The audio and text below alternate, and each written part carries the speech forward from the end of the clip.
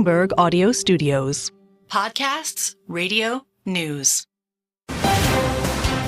You're listening to the Bloomberg Balance of Power podcast. Catch us live weekdays at noon Eastern on Apple CarPlay and Android Auto with the Bloomberg Business app. Listen on demand wherever you get your podcasts or watch us live on YouTube. Balance of Power continues. Back we go to Washington. Yes, they are back. Kailey, Leinz, Joe Mathieu, and I got to ask Joe Mathieu and Kailey, the ride home last night, you guys said it was absolutely uneventful? Well, last night. Early this morning. Yeah, it was more like the wee hours of this morning, Charlie. All but I blends will together. say, we got lucky, though, Kailey. The Milwaukee airport looked like just a sea of humanity when we got there. Yeah. There was a lot of confusion. The local news reporters are trying to get, stories from people on waiting in line. And they were just hearing about this Microsoft thing that went down. Yeah, of course, this CrowdStrike outage, everything that was going down in the wee hours when Joe and I were awake post Trump's speech at the Republican National Convention, still feeling the ripple effects. And when we landed here in Washington, D.C., that customer service line for American Airlines basically stretched the length of the terminal. Yes. I was glad to be getting off a plane, not trying to for sure get on one. Wish I could say Rick and Jeannie are back with us in the nation's capital, but it depends on your carrier and your timing and all that. Either way, it's great to be back. That was quite a romp in Milwaukee for the Republican Party.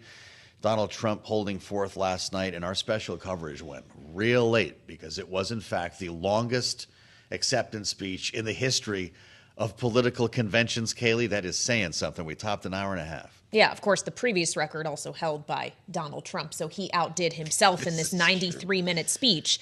And here's a little taste of what the former president and now Republican nominee had to say.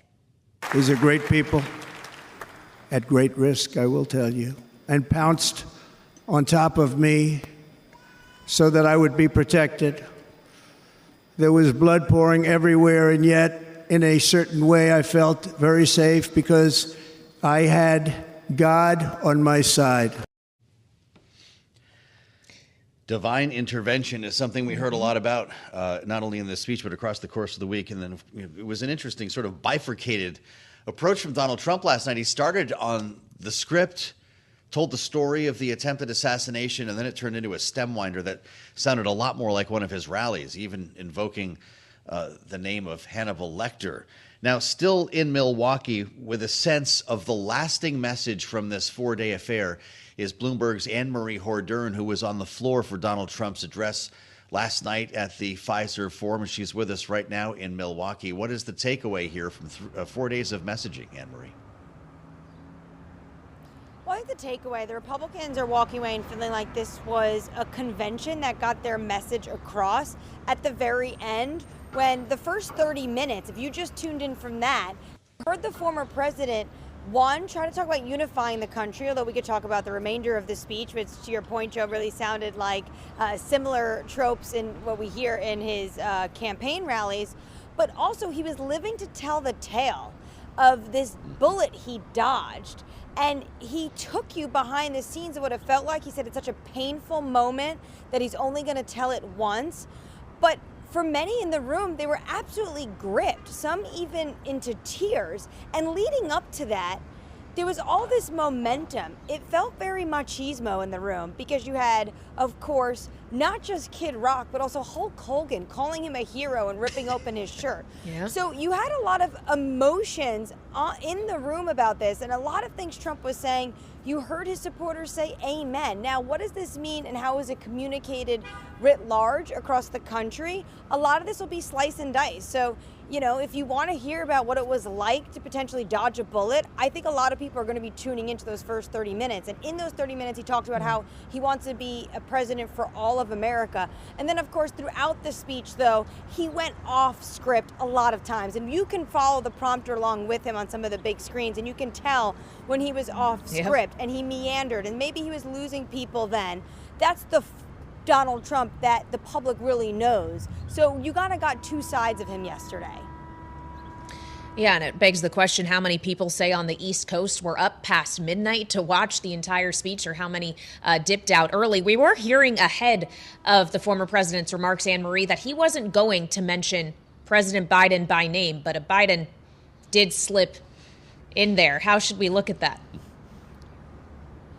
I think Joe Biden slipped in there because he had apologized for saying his name and said he wasn't going to do it again. I think part of this was strategic because look at this split screen we have today. NBC reporting that Biden is talking to his family, or his family is discussing with him what a graceful exit could potentially look like. He's under immense pressure from prominent Democrats to step aside. And then Donald Trump is embraced in this room after near-death experience. You have Mark Zuckerberg saying he doesn't want to get involved in politics, but called that moment that Frank Luntz says every voter is going to take into the voting booth with them, when he put up his hand and the Secret Service surrounding him with blood across his face. Mark Zuckerberg calling that badass. You have this moment, and they kept talking about under the current administration. And I think that was strategic, because if Joe Biden does decide to step aside, one of the most likely candidates, obviously, to be top of the ticket is Vice President Kamala Harris. So I think that was a strategic moment for them to potentially message, if this were to happen, how the Republicans might message into November. Annmarie, thank you. Bloomberg's Annmarie Hordern with us live from Milwaukee. Great to see you this day after, Annmarie, as the Trump roadshow begins now, and we turn our attention back to what we were just discussing, and that's the future of Joe Biden's political career. Annmarie referring to, I think you might have as well, Kailey, this story from Jordan Fabian. Biden more committed than ever as allies see exit imminent. It doesn't feel like something is about to happen this weekend, even with additional calls now for him to drop out of the race. Well, especially if you listen to Jen O'Malley, Jen O'Malley Dillon on Morning Joe earlier today. She's, of course, the chairwoman of the campaign, and this is what she had to say about Joe Biden's reelection effort. We are about to head into our convention. We're about to head into, the delegates of this party who are there for Joe Biden. Those delegates are going to nominate the president as the candidate moving forward and as our nominee, and they're staying with the president. You have heard from the president directly time and again. He is in this race to win, and he is our nominee, and he's going to be our president for a second term. Of course, not all Democrats are thrilled with that idea, and Joe, we're about to speak with one of them. One of the first, actually, to call for President Biden to withdraw from the race here as a Democratic House candidate in Colorado, Adam Frisch. Kailey, this is interesting. He was going to be running against Lauren Boebert until she decided to go to a different district that would be easier for her to win. So now we have these tandem storylines and yet another Democratic House candidate, just obviously worried about the down ballot impact. Absolutely. Of course, this is just one voice in what is a growing chorus of Democrats. Now a third Democratic senator, 4 other members of the Democratic caucus in the House, including members of the Hispanic caucus, the Black caucus, Progressive caucus. Today, it does feel like perhaps the dam has finally broken. Let's bring him in. Adam Frisch, Democratic House candidate from Colorado's 3rd District. Mr. Frisch, it's great to have you with us here on Bloomberg TV and radio. This was, I believe, right before the 4th of July that you made your call for Joe Biden to drop out. And that call has grown a lot louder since then. We're hearing from the likes, at least through media leaks, of Nancy Pelosi, Chuck Schumer, Hakeem Jeffries, more voices now from the Senate. But it seems like the more calls are made, the more dug in Joe Biden gets. Does he need space to make up his mind? Listen, it's great to be here with you. I woke up Friday morning after that disastrous debate, which I certainly don't think, and most of the country doesn't think, was a one bad night incident in southwestern Colorado. And for every one person I speak to in D.C., I speak to a good 400 or 500 people in this district, bigger than the state of Pennsylvania. I've driven 58,000 miles in the past couple of years. And I would say the vast majority of people, boots on the ground, $10 donors, independents, Republicans, and Democrats. I speak to everybody in our district, and they saw the writing on the wall back then, and they just didn't think this was good for the country. And so I spent a couple more days driving around our district, which I will make a case it's the most beautiful district of the 435 in western and southern Colorado. Had a conversation with a couple of people, and yes, we came out July 2nd, middle of the day on Tuesday. Yeah. And then later on that evening, we had an op-ed in the Washington Post calling for the president to kind of pass the baton, pass the torch. Well, as you compete for this district against Jeff Hurd, we obviously have asked him to join the program as well, sir. We appreciate you doing so today. It's also worth keeping in mind that it's one thing to call for President Biden to leave the race. It's another to figure out what happens if he does. Are you supportive of Vice President Kamala Harris becoming the top of the ticket, or does this need to be an open convention? Open convention, I suggested 2 years ago, I was one of the 75% of the people in the country, regardless of party or unaffiliation, that did not want a rematch. A year ago, I again emphasized that we need to figure out how to open up and have, listen, I am pro-competition, and I think that's really important. And it's certainly disheartening that until a couple months ago, there was one party that was being accused of a cult party. But that cult party, so to speak, actually had a competitive multi-month, spicy and sporty, and I would say good for the country, competitive primary. And what did the Democratic machine do? They decided to shut down Florida's primary and a bunch of other states. I'm not sure why they wanted to do that. It wasn't good for the party, but again, it wasn't good for the country, and I'm focused on that. A year ago, I said, let's just see who's on the top of the ticket by the time the convention rolls around. And I got a lot of grief from a lot of people. And, I think sometimes the fruition is playing out. You don't always want to be right, but I feel pretty confident that we're going to have someone else in the Chicago convention at the end. Whether it's the vice president, whether it's the other 5 or 6 senators or governors that you guys are all been bantering about for the past year, I'm very of the mind that there is a deep and diverse bench. And I think we need to figure out how to pass that torch. I am not for just anointing anybody, whether it's the vice president, which would be the most likely candidate, or someone else. I think there's still enough time, a la James Carville and some other people, to have some type of mini competitive conversation leading into Chicago and go on from there. I'm not going to Chicago. Again, I spend my time talking to the voters in our district, Democrats, Independents, and Republican, building what I've been calling a pro-normal party coalition for a long time. Well, 14 million people, of course, voted for the Biden-Harris ticket in the primaries. And there are a lot of folks in the Democratic Party who say, what are we talking about here? Joe Biden has a vice president for this very reason. Does she not deserve the first right of refusal on this as the vice president of the United States? If Joe Biden stepped down now, for instance, she'd have the job. So I think you asked 3 questions. I'm not asking for the president to resign. I am asking for him to stop his campaign and try to get a competitive, albeit shortened, thing going on. Well, 2, I just think it's beyond incredulous to say that if Joe Biden of now was running during when there was supposed to be a real primary, he would not have received 14 million. He would have come in 4th or 5th or 6th. I just think I think that's a slap in the face to the Democratic voters to say that the Joe Biden now is where Joe Biden was a year ago. And I just don't buy that. Wow. I fully support the vice president deserves the ability to be one of a handful of people. How those other people, besides the vice president, get put into some type of competitive conversation, that's way above my pay grade. I'm not a political analyst. I am just a candidate, a father and a husband, a small business owner trying to do the thing for the country.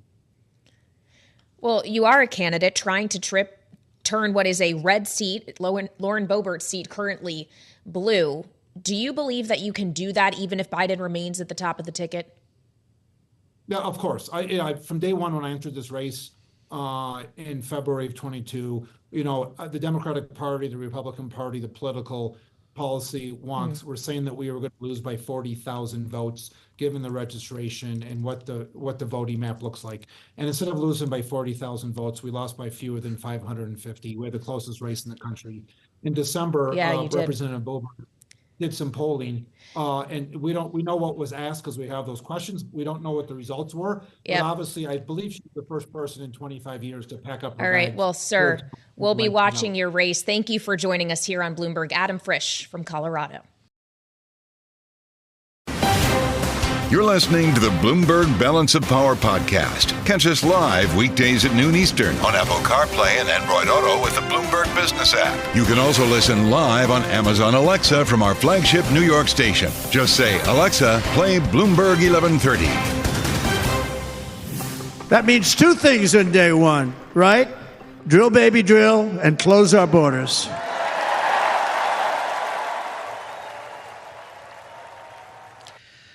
Donald J. Trump, the former president, speaking last night, accepting the Republican nomination in Milwaukee. We were there for it and brought it to you, of course, live in our special coverage here on Bloomberg TV and radio.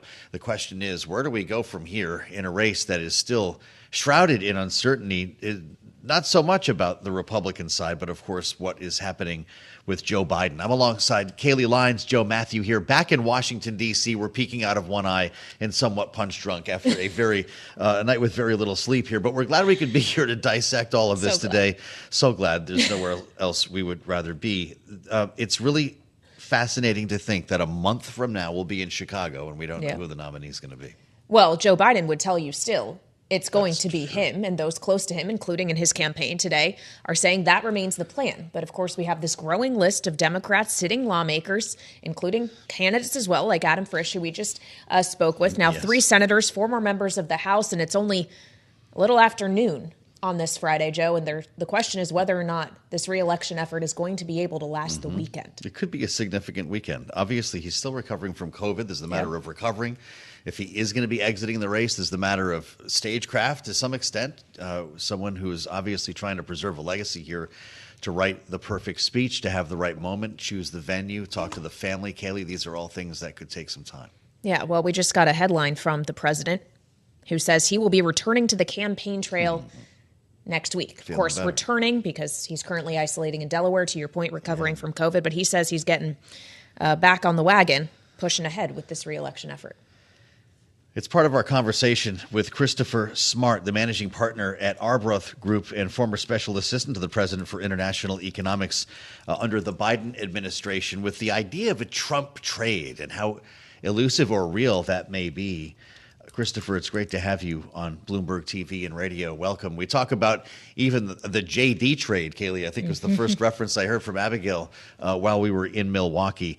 Rising stocks, as you point out in your research, falling treasuries, weaker dollar, drill baby drill. Is this something real that investors can get their arms around, or something that will be fleeting this summer?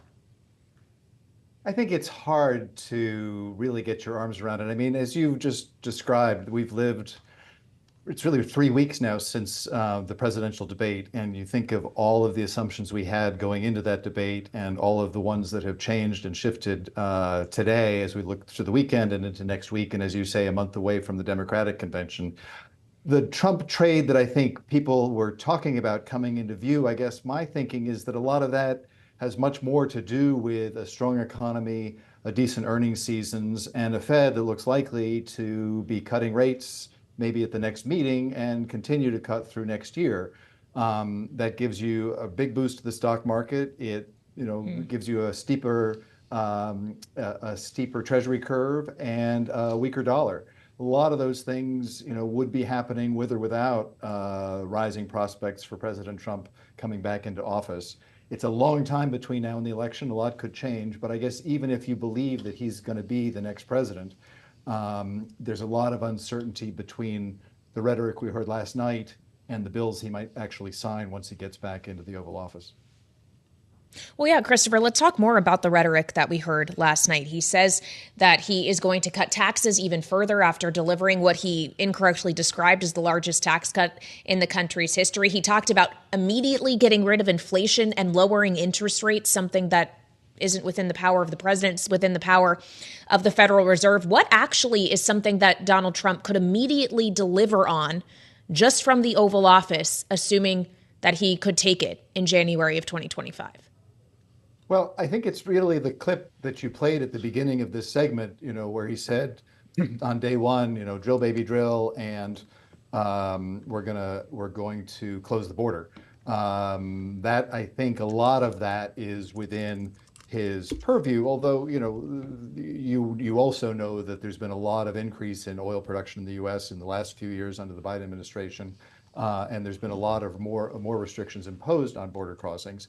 But having said all of that, there are some fundamental contradictions in the things that he is promising. He would like to cut taxes some more, but also talks about, bringing the debt under control. Not a lot of talk about that, but he did mention that. He keeps talking, he and his advisors keep talking about a weaker dollar, which, if you also believe you're going to have a strong economy and strong demand in the U.S., that's probably not going to happen. And the third part of what he talks about repeatedly is, of course, higher tariffs, which is likely to lead to higher interest rates, or at least a slower Fed cutting cycle, which again will make the dollar stronger. So there are a lot of different moving parts in what he's promised that, certainly my economics textbooks tell me that things work a little bit differently. Well, it points us to crypto, which loves the idea, I guess, of a Donald Trump presidency. We've been watching Bitcoin enjoy the ride here since the tide seemed to have turned after the debate. Donald Trump says he wants to be the crypto president, the first American crypto president. But what does that mean beyond blocking regulations, if anything? It's a great question. I think it's actually interesting. If you read the Republican platform, which is mercifully brief, reads like a long tweet from President Trump in terms of capitalization and punctuation. But there are three very specific economic priorities, or at least industrial policy elements.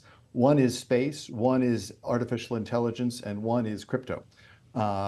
You might think Elon Musk had something to do with it, but I don't know if that's true or not. But in any case, it's a very interesting pivot from the president who had said Bitcoin is a scam earlier on. It seems like he has embraced that. Having said that, he is also not embracing the idea of a central bank digital currency, of the Fed issuing its own digital dollars. So there's a lot of mixed messages going on here, but I know that a lot of the crypto industry is hoping that at least there will be slower or less regulation headed their way under a Republican White House than they currently fear right now with Democrats in charge. Well, as you mentioned, the Fed, when it comes to the responsibility to issue a digital dollar or CBDC, which of course the Fed maintains they are nowhere close to realistically doing, it also raises the question of how you think Donald Trump will approach the Fed, knowing we just saw Jerome Powell testifying before the House and the Senate, where lawmakers on both sides of the aisle were making a big heyday about Fed independence. He told our colleagues in the Bloomberg Business Week interview that was published earlier this week that he would allow Jerome Powell to stay out his term as Fed chair through 2026. How do you think he really is likely to approach the central bank? Well, that was a very interesting interview. It was if anything, a kinder and gentler economic policy than he talks about sometimes to larger crowds. I think, as long as the Fed is cutting rates, which it seems likely to do next year, it'll be hard for him to start complaining too much about Jerome Powell, about the direction of the Fed. If you do get a blowback and tariffs lead to inflation, less immigration leads to inflation, and the Fed reverses course, then I think you could come into a clash of wills, and then the president would have to figure out, what is within his legal rights to do about a sitting Fed chair, and then what that would do to markets and to confidence in monetary policy. So that would be a big change of things. I think right now, if your base case is rates are headed down in any case, then it seems unlikely he needs to pick this fight and allow Jay Powell to serve out his term through 2026. Well, Christopher Smart, when you connect all the dots here, at least the elements that we have that I guess we're going to call Trumponomics now, from the tariffs to the making permanent of the Trump tax cuts, increased defense spending, will this be the administration that resumes the rise in prices? This will be the inflationary presidency of Donald Trump? I think that's a big question. I think that's the thing we need to, he has promised, obviously, to bring down inflation and to do it by drilling for more oil. Having said that, as you say, and as I think others have said, a lot of these other elements in terms of tariffs, limiting immigration, deregulation, a lot of these things feel a little bit more inflationary, maybe not so much in the deregulation front, but a lot of these things do feel inflationary. That combined with a lot of these global forces that I think I and others believe will keep inflationary pressures running hotter than they did before COVID. Government spending, defense, supply chain reorganization, a lot of those things. So I think, markets are going to start looking at that. And that's why it's unlikely that the long end of the curve is going to come down very much. And this steepening trade makes sense. Frankly, it makes sense regardless of the outcome of the presidential election. All right. Well, of course, it'll be another 4 months or so before we know that outcome. Christopher Smart, thank you so much for joining us. Always appreciate your time. He is managing partner at Arbroath Group and former special assistant to the president for international economics under the Obama administration, of course, when Joe Biden was vice president. Interesting to consider how the markets should be looking at this race, especially looking at the language of, say, J.D. Vance, who during his acceptance speech talked about not being for Wall Street or big business. And it makes us question how Wall Street and big business are watching the Republican ticket. I feel like those two might need to talk about some of these things. Yes, indeed. You're listening to the Bloomberg Balance of Power podcast. Catch us live weekdays at noon Eastern on Apple CarPlay and Android Auto with the Bloomberg Business app. Listen on demand wherever you get your podcasts or watch us live on YouTube. Back we are from Milwaukee, Charlie, and lucky we are to be so. It might be one of the only flights that got off basically without a hitch this morning in the aftermath Those of... poor people. I hope they got off the ground. Yeah. It was a sea of humanity this morning. Fingers crossed. Well, and it was a sea of humanity in Milwaukee this week as tens of thousands gathered for the Republican National Convention. It was quite a show. Republicans really trying to play up unity. Certainly we saw a little bit of that in Donald Trump's speech last night. We saw a lot else in Donald Trump's 93-minute long speech as well. There were a few off-teleprompter moments, to say the least. But of course, as we were watching Donald Trump on the stage, we were also all paying attention to Twitter and the news wires to see how many more it was going to be when we're counting the Democrats who have now called for Joe Biden to abandon his reelection effort. I believe we're now at 9 in a 24-hour period. That's remarkable. in addition to well more than a dozen we had already seen. Sure, and it's not just the numbers, too. It's the names. In this case, Zoe Lofgren, we're hearing on the heels of Adam Schiff. Then there was reporting, of course, about Hakeem Jeffries, Chuck Schumer, and behind it all, maybe Nancy Pelosi, which is kind of interesting to think about. Pulling the strings. Wendy Benjaminson is with us. She's got a view of all this stuff behind the scenes as Bloomberg's Washington senior editor. Great to see you, Wendy. We've got a lot to catch up on after the Republican National Convention, and I really do want your take on Donald Trump, Hulk Hogan, and Dana White.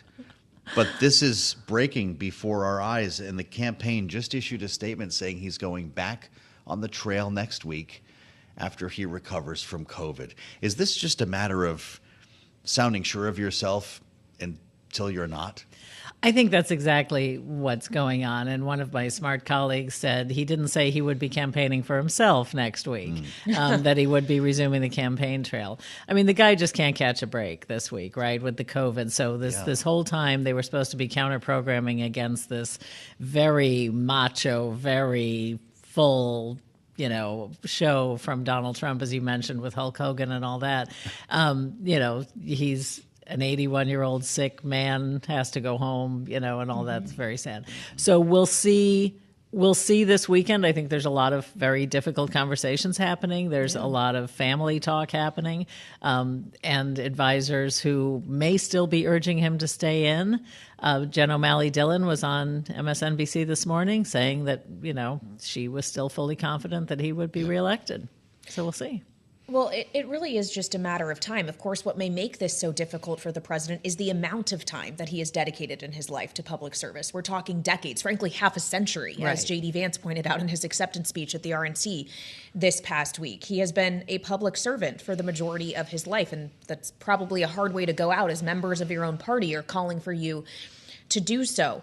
But there's a clock running, Wendy. We're done with one convention. Another is coming up. Realistically, how much time does Biden have to make this decision? Days. I mean, I think it's really days. The DNC has already put off its plan to do the virtual nomination to beat the ballot laws, the ballot deadlines that are going on across the country, where ballots will be printed. So they've put that off at the behest of members of Congress who want Biden to step out of the race.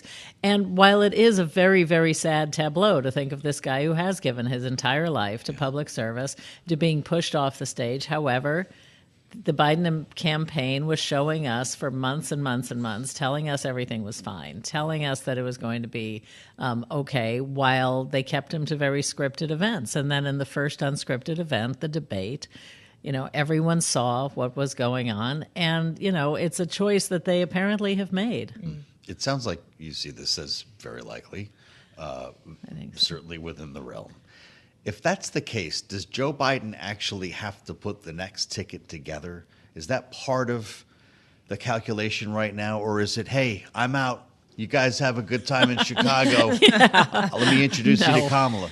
Yeah, no, I don't think it's going to be like that. I think he wants a say in it. I think the reason that we've seen reporting that he's been asking for polling that shows how Kamala Harris does against Trump is very telling. On the other hand, on the terminal now is a story that top donors are saying, don't just give it to Kamala Harris. Let's have a real conversation at the convention about who it could be.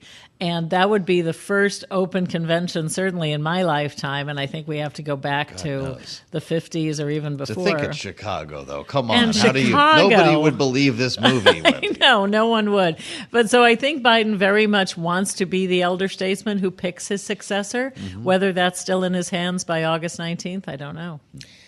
All right, Wendy Benjaminson here counting down the days potentially. We never with the got to rest Hulk of us. Hogan.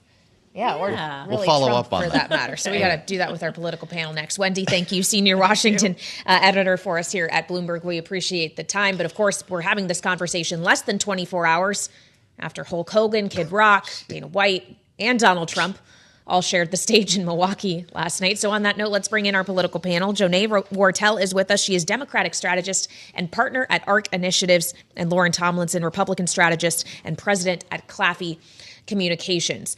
So, Lauren, obviously Donald Trump spoke last night, and he did so at length. He talked for 93 minutes about what he'd like to see in a second term, his thoughts on Hulk Hogan and his shirt ripping that we all saw on the stage. He had a lot to say, and yet we just spent the first 9 minutes of this hour talking instead about Joe Biden. Is this capping what was a good week for Donald Trump in a negative way, in that he doesn't seem to be making as much noise as the person that at least is understood now at this time he's up against in November? No, I think this is great. The longer that the media is focused on Joe Biden and his illness and the calls for Democrats for him to step down and his inability for people to serve and questioning his leadership. I mean, that's a campaign ad. I mean, how can you, so much free advertising there. So I think the fear actually was that with all of this programming coming out of the RNC convention, that we would lose momentum on that negative news cycle. However, because of the Democrats, what I think is, a forced coup is essentially happening right now with all of the leaks coming out. They decided that they want him to resign this weekend, and they're going to force him to resign this weekend. I think that this is actually a great thing, because we switched right back from a pretty positive message of unity and everyday Americans from the RNC all week, and then we go straight back into the negative aspects of Joe Biden's campaign. Jonae, I'd love your take on what we saw on the stage last night in Milwaukee, with questions about unity and how big the tent is for Republicans. It was one macho man after another. I mean, Tucker Carlson was up there. Hulk Hogan himself, he ripped off his shirt, as everyone's describing. The crowd went wild. Then Dana White, the guy behind the UFC thing, and he was the one who introduced Joe Biden to a chant of fight, fight, fight. Sorry, Donald Trump. Thank you, Kailey. I'll sleep at some point this weekend. We all will. I guess the question is, Jonae, what's the appeal to suburban women who were told will likely choose the next president of the United States? Was there an opportunity missed?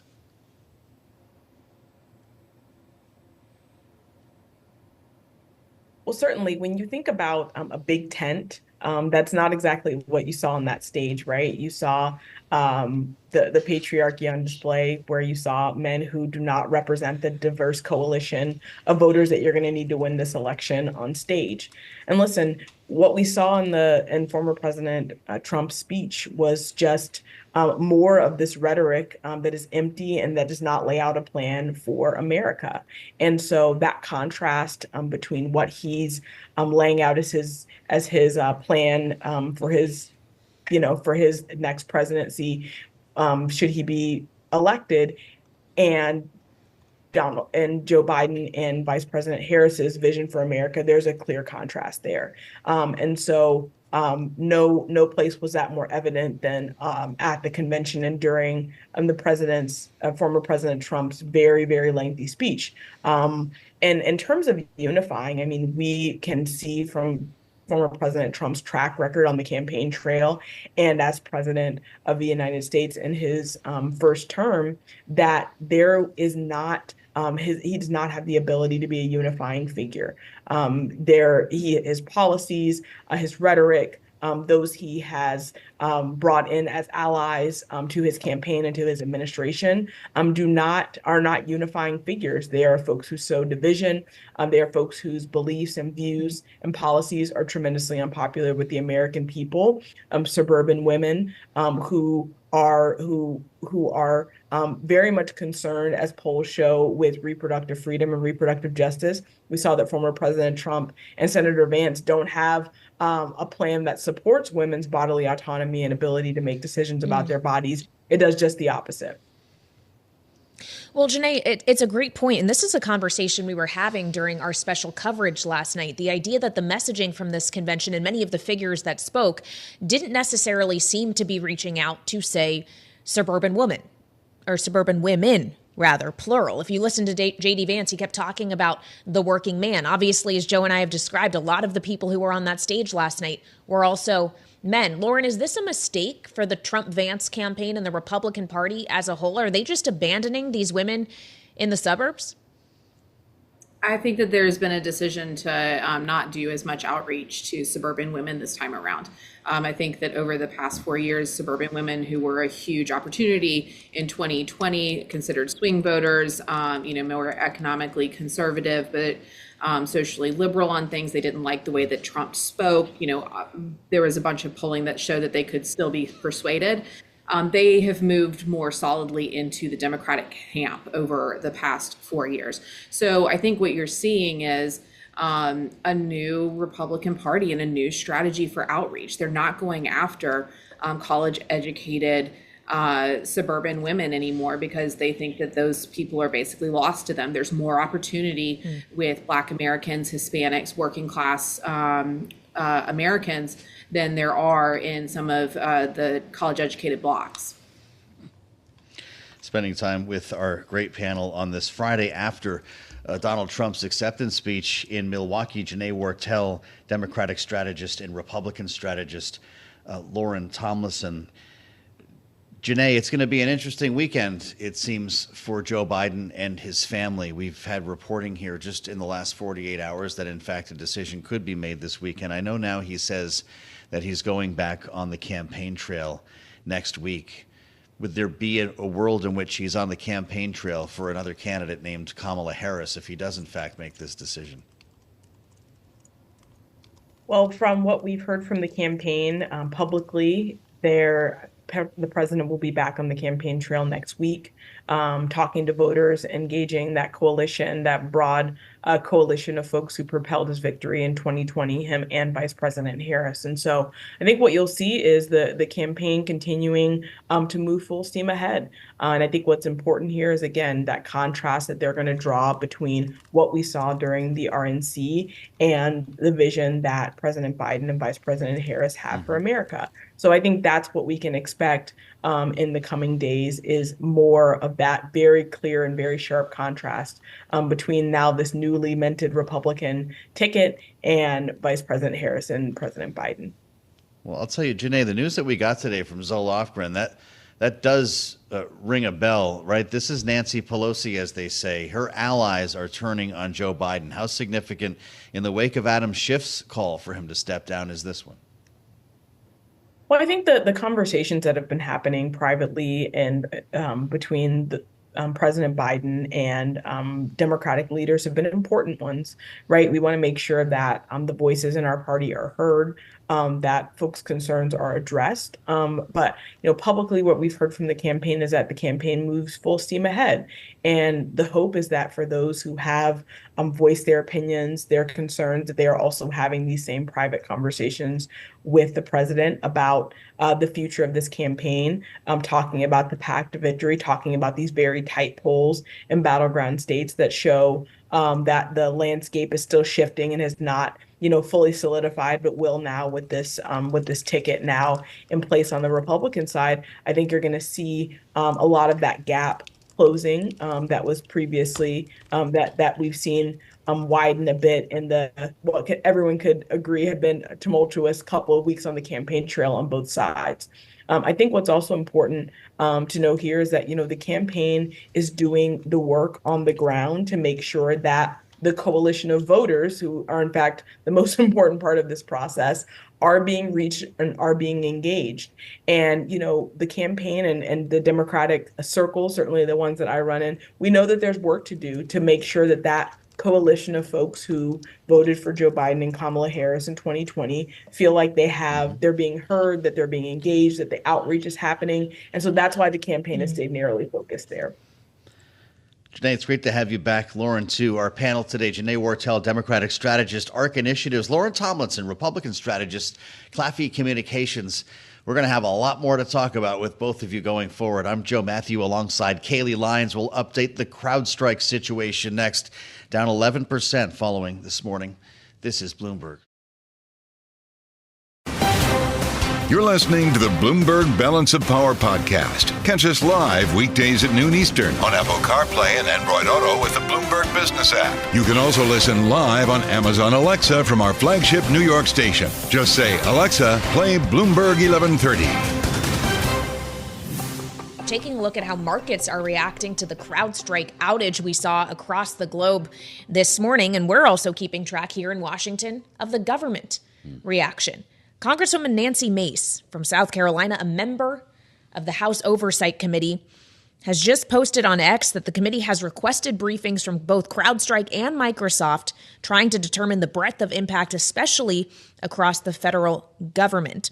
This is in the subcommittee on oversight for cybersecurity and tech. Joe, she says, stay tuned. But did you reboot? Did you see this update? This is the solution, apparently. All Windows computers affected by the failure will need to be manually rebooted. Did you try that before you called IT? We've been here before. Maybe whack it on the side. I don't know. Look, Kailey, this is... Turn it off, turn it on. That's right. It's something that's had sweeping effects through, obviously, corporate America, travel. We saw a lot of people and know a few who are still stuck in Milwaukee. I know a number of members of your family are, and that means most Americans probably have some kind of a connection to this. Yep, I've got family members right now stranded in the Virgin Islands and in Scotland. They do worse than that. Because this really rippled across the world. Yeah, started in Australia, and because we were up in the wee hours, we probably knew about it a bit earlier than most, but it is I guess we got lucky. You wake up to headlines of a global internet outage and you wonder what's happening. But of course, we've learned a lot since then. And it's part of our conversation today with a unique voice here in Balance of Power. That's why you join us always. Didier Reynders, European Commissioner for Justice, with an eye on the transatlantic relationship between these technological powers, including the United States. Commissioner, it's great to see you here in the nation's capital. Welcome to Bloomberg. Thank you. It's a pleasure to come. I don't know your thoughts on this or if this has impacted your life at all today, but this failure on behalf of CrowdStrike is renewing a conversation about something that you talk a lot about, and that's strong transatlantic regulations. Would they prevent something like this? It's possible. The first impact today is a delay of 3 hours to go back to Brussels. I was wait in Washington before to have a plane today. So that's a real issue. The second element that proved that we have an interconnected world and the World Wide Web, it's not new. It's a very clear signal. We are working with the same tools and we are working with the same kind of approach as with those tools. So we need to try to implement more and more the same approach, the same rules. It's the reason why we try to work on common rules. This morning I had with the Secretary of Commerce, Junae, the possibility to organize a first review after 1 year of a new so-called data privacy framework, so the exchange of data between the EU and the US. And we need to continue to work on many other technological issues to be sure that we have the same approach. And that proves again that also as we have a failure, we need to work together. Well, I also wonder if this raises a question of whether there needs to be more competition in the cybersecurity space. The fact that an outage that emanates from one company in CrowdStrike could have these kind of global ramifications, is that not problematic in and of itself, that one company could be such a linchpin for so many things? It's also a problem, and you know that we have a competition policy in Europe, like you have in the US, to try to fight against that, but we have tried to do more. We have now new regulations about the digital world, and we have the DSA, Digital Services Act, but also a Digital Market Act to open the market, to give an access to more players. It's a real challenge to be sure that it's impossible for the big techs to block the entire system and to reserve different kind of activities for them without a real possible access for mid-size or small-size companies. And you know, when there is a startup, immediately after you will have a news in on your channel that the startup is taken over by a big tech. So we try to organize a better competition in that. But again, we need to do that in a good cooperation with all the actors sharing the same values and the same approaches, the like-minded partners. We are doing that with many partners like Canada, like UK, like Japan, like South Korea, of course, between the US and EU. And you spoke about the transatlantic relation. Yeah. It's what we try to do. I'm impressed by the acceleration of the common approach. We have discussed during 2 years to organize a new process about the data exchanges, about privacy, in fact. What kind of balance between privacy and security, individual approach, individual rights, and a collective security. And all the time, it's a real difficult issue. But at the end, 1 year ago, it was possible to conclude the negotiations. And this morning, I was looking on television to have some information about Milwaukee and the discussion yesterday. We can tell you a little bit about that. But I saw for the first time an advertising about the iPhone. And to say with Safari, you are protecting your privacy. I don't know if it's true. But what is very interesting to me is to see a big tech organizing a communication with a reference to the privacy. It's quite new. I'm sure that there are many citizens in the US, many consumers, more and more concerned about their privacy. Like also, like you said, more concerned about competition.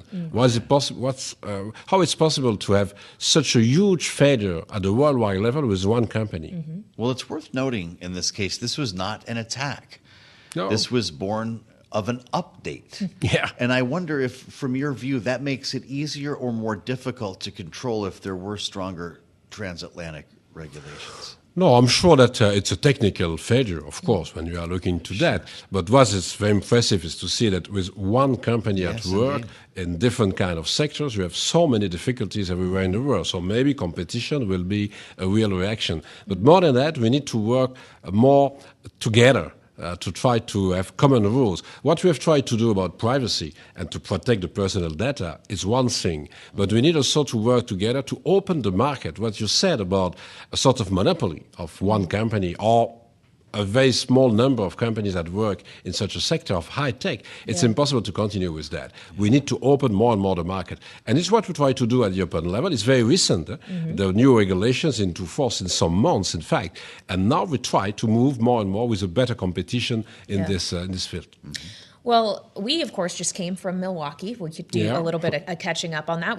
I was there on the floor when J.D. Vance accepted the vice presidential nomination. He talked about big tech. He's for little tech. He has a Silicon Valley background. He has had praise in the past for the chair of the FTC here in the U.S., Lena Khan, and efforts around antitrust. So as you talk about working together, would it be just as easy for Europe to work with a Trump-Vance administration as this Biden-Harris administration? What do you see changing depending on the outcome of this election? But we have had to do that some years ago. I was more at the national level at the time, but we had many bilateral meetings with the Trump administration. So, of course, it will be a choice of the American voters. So we'll work with one of the other administration. I know that it will be quite difficult, but to be concrete, what we have tried to organize about the privacy, I started the discussions with the former administration, the Trump administration, before to go to an agreement with the new one.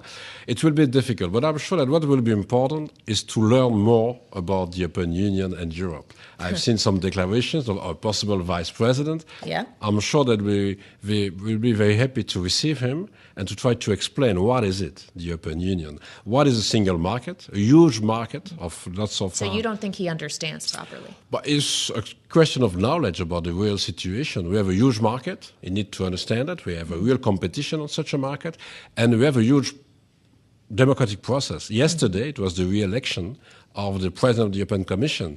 But to be elected as President of the European Commission, you need to be proposed by the 27 member states, the governments, but then you need to reach a majority in the European Parliament with 720 members of the Parliament. So it's a real democratic process.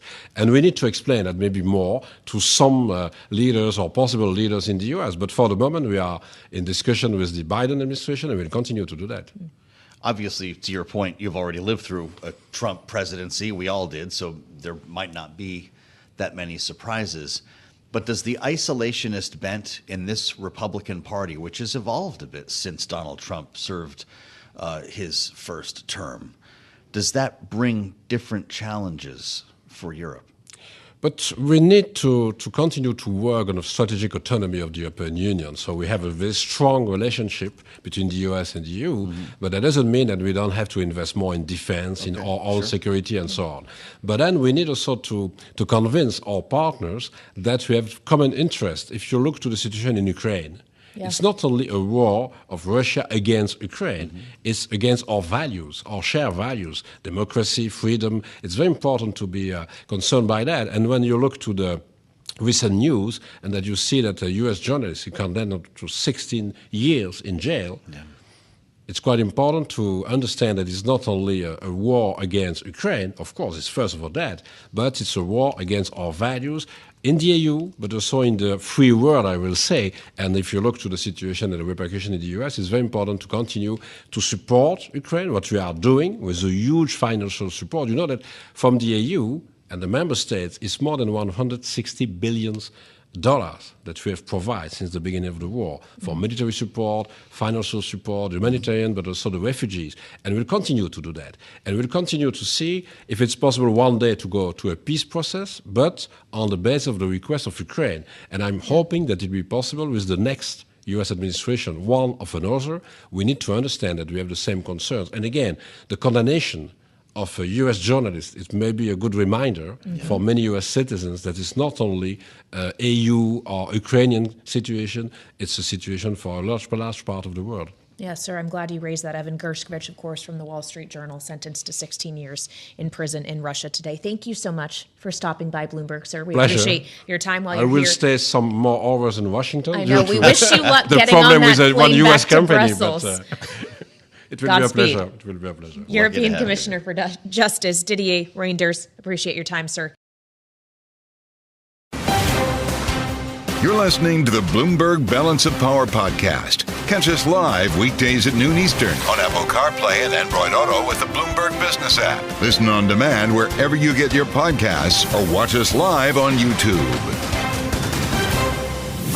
Welcome to the Friday edition of Balance of Power. We're glad you're with us on Bloomberg TV and radio, fresh off the Republican National Convention in Milwaukee. We're back in the Capitol here, and we have breaking news on a story that we have been talking about, frankly, Kailey, more than the Republican National Convention this week, and that is what in the world is going to happen with Joe Biden, with increasing calls now for him to drop out of the presidential race. We added several more today.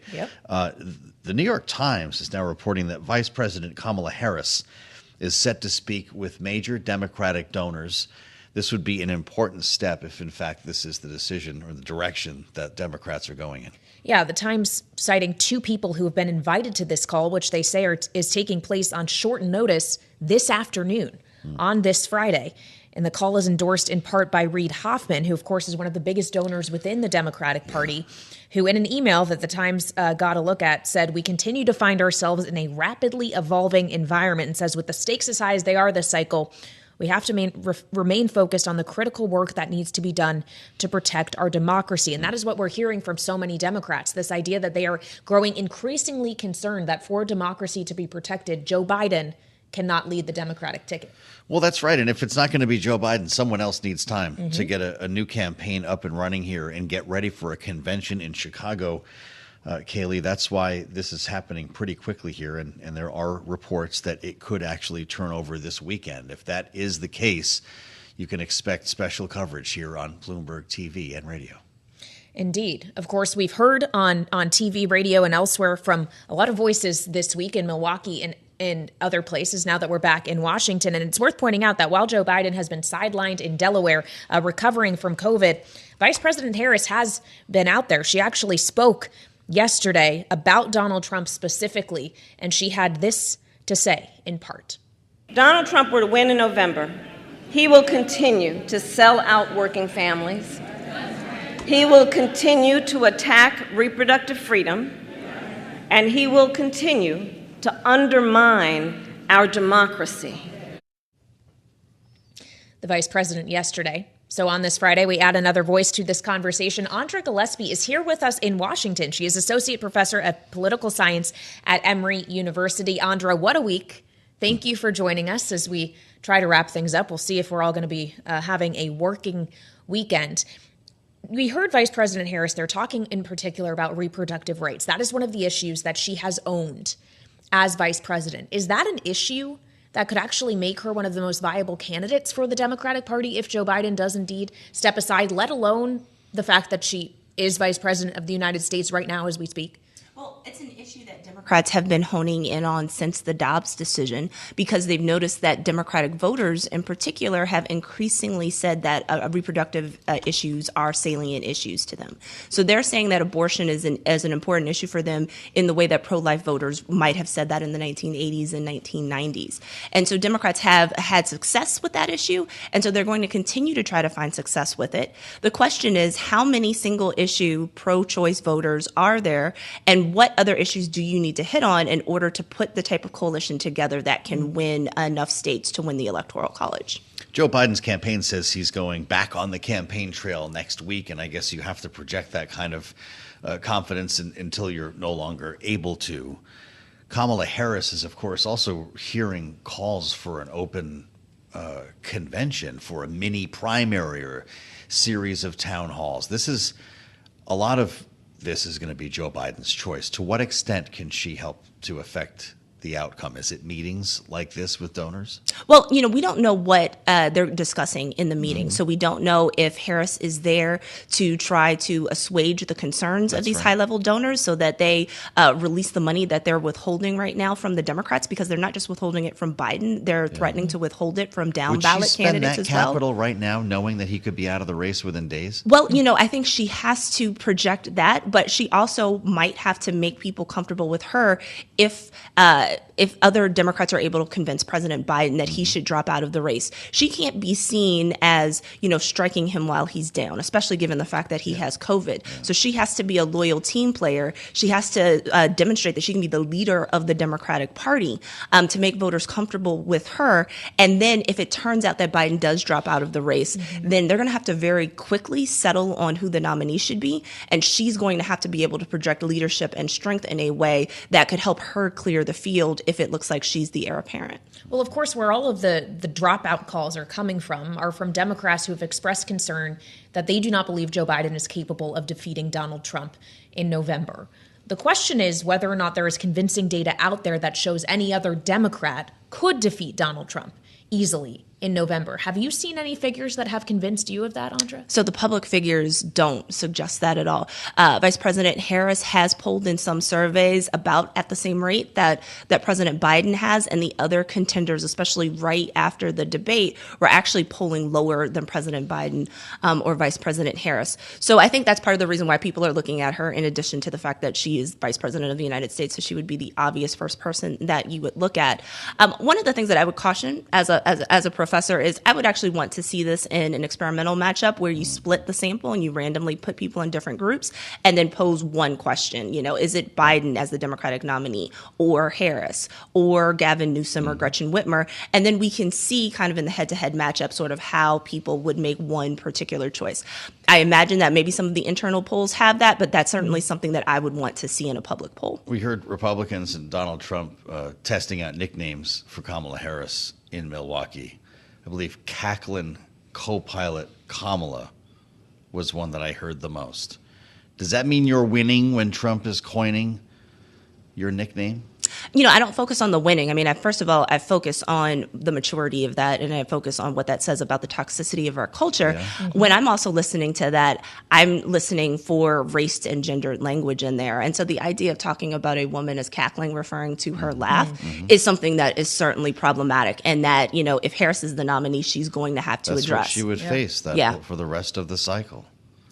Well, as we talk about race and gender, a lot of conversation we had in Milwaukee is the extent to which it does seem that the Republican Party, or at least Trump and Vance, seem to have narrowed their focus to a very specific type of voter. And it's not necessarily a female voter, let's say that. As J.D. Vance talks about the working man, it does seem like they're looking at the Rust Belt and male rural voters, especially within it. Has the Republican Party, in your eyes, completely abandoned the reach out to suburban women? This is a conversation we've had continually in the last few days. Well, not exactly. And it's important for us to recognize that gender operates differently than race in terms of outreach. So in particular, Republican women might actually be impervious to perhaps some of these perceived slights, if you will, or lack of attention in these issues. I would not expect Republican women to be defecting to vote for the Democratic ticket because, of the fact that J.D. Vance might be a champion of working men, or because Donald Trump uses masculinist language. And in fact, if we look at his vote share amongst women in the 2020 and 2016 elections, he loses college-educated white women, but working-class white women certainly voted for Donald Trump. So I wouldn't expect that there would be a change there.